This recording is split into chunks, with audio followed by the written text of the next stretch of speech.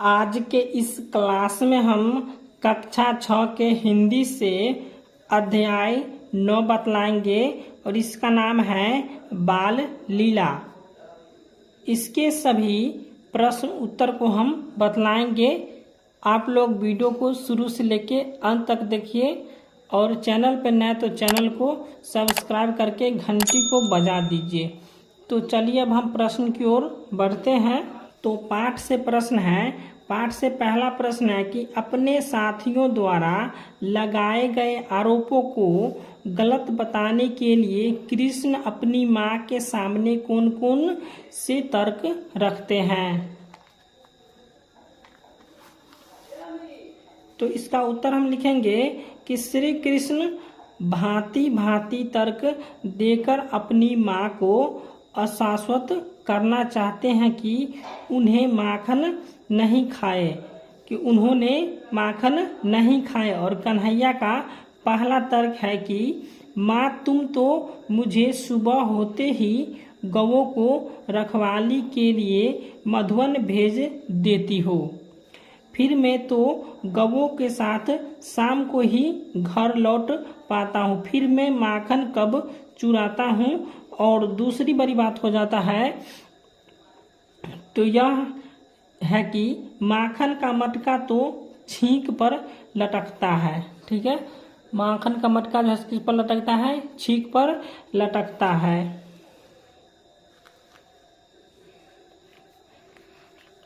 वहाँ तक मेरी छोटी बाह पहुँच ही नहीं पाएगी। और तीसरी बात तो मैया यह है कि ग्वाल बाल मुझे बदनाम करने के लिए माखन मेरे मुंह में लगा देते हैं और तुम तो इतनी भोली हो कि इनकी बातों में आ जाती हो।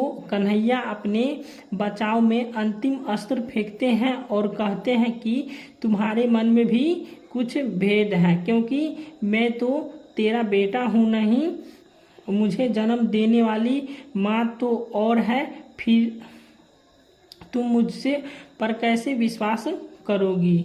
तो ये हो गया इसका।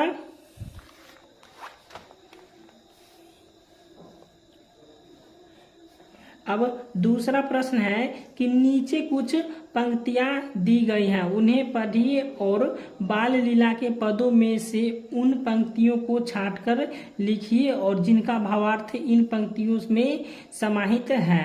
तो 2 का क में है कि माँ मैं अभी बहुत छोटी हूँ और छोटी छोटी मेरी बाहें हैं और सीका में किस तरह पा सकता हूँ, सीका मैं किस तरह पा सकता हूँ। माँ मेरी सभी दोस्त अभी दुश्मन बन बैठा है, मेरे मुंह पर जबरदस्ती माखन लगा दिया है। तो इसका उत्तर हम लिखेंगे, इसका उत्तर लिखेंगे कि मैं बालक बहियन को छोटो छींको के ही विधि पायो, ग्वाल बाल सन बैर परे हैं, बरबस मुख लपटायो। तो ये हो गया क का आंसर। चलिए अब ख का बतलाते हैं। तो ख नंबर प्रश्न है कि माँ अपनी यह लाठी और कंबल लो, तूने मुझे बहुत परेशान किया है। इस पर यशोदा हंसकर कृष्णा को गले से लगा लेती है।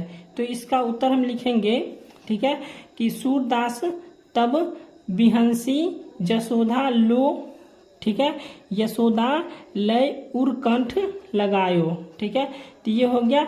अब पाठ से आगे का प्रश्न है। तो पाठ से आगे का प्रश्न पहला कि अपने बचपन की कोई भी मजेदार घटना लिखे। तो ये आप खुद लिख लीजिएगा कि अपने बचपन की कोई भी मजेदार घटना को लिखना है। ठीक है, चलिए दूसरा देखते हैं।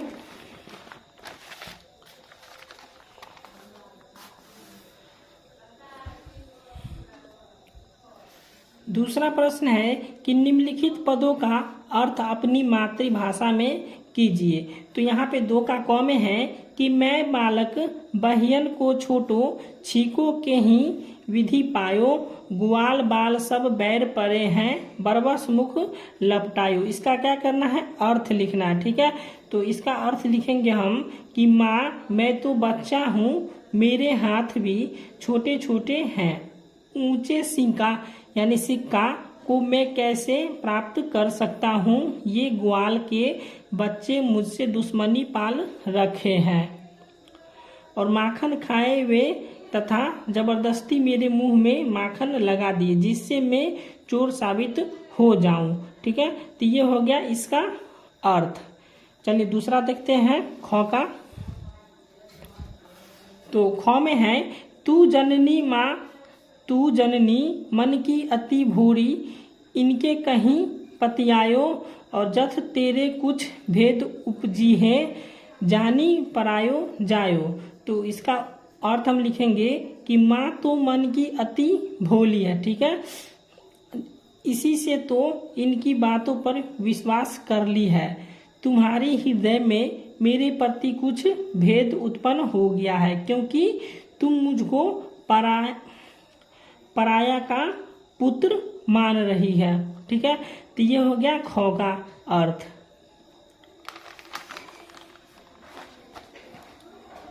अब व्याकरण से प्रश्न है।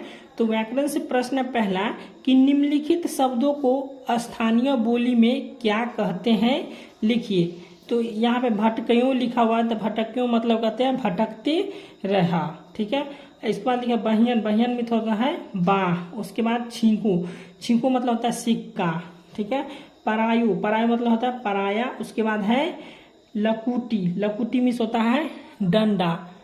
तो वीडियो अच्छा लगा हो तो वीडियो को लाइक कीजिएगा और चैनल को सब्सक्राइब कर दीजिएगा।